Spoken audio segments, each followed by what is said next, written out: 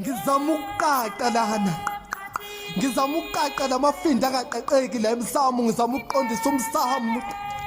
Ekhaya umuntu ethi iqili lasemndenini laguqula umsamo waqondisela yena yedwa kwasasibhedela sonke izinto. Waqheka phakathi umndeni wagcwala amaqele, wangena phakathi umthakathi wagqiba egcekeni. Sikhuluma njena kunemjuluko yethu eyafaswa amafindo kwaqiniswa le maqeqasini entabeni. Kunethombe zethu ezisemabhodleleni, amabhodlela namazamnyama khona la kulegodo zenu, indumbe zenu zimnyama. Kunento zethu zokugqoka ezinemjuluko yethu enayifake emabhokisini nayingcwaba. Kunamafinda aboshwe enhlizweni lana, le nhliziyo zenu lezi zimnyama phakathi kwazo kunamagama ethu aboshwe afaswa kodwa angeke siye ndawo.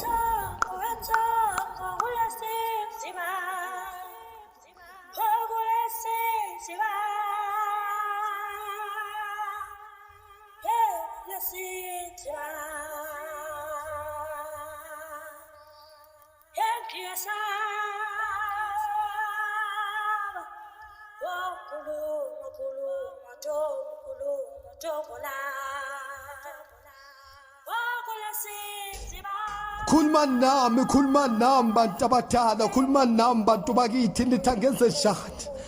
Nithi ngene kanjani kulesi siziba ngoba komele ngiphume ngenkomo njengoba ngingena nenkomo eyodwa nje. Nithi nginihlabele kanjani ngoba komele nginihlabele imbuzi njengoba nje isibaya si-empty singenalutho.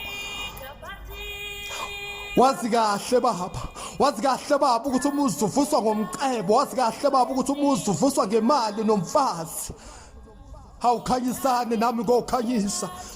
Yenzani okumele ngikwenze nami ngiyokwenza kumele ngikwenze. Khanyisani.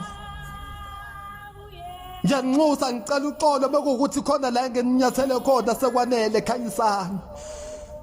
Ngikhuluma nani bakithi asebalala, ngikhuluma nani bobuhlobohle langeni bothomoshi. Ngikhuluma nani boqabe boyeyeye, ngikhulume nani bogatsheni boboya benyathi. Bomphephetho benduku zabafa bozibande.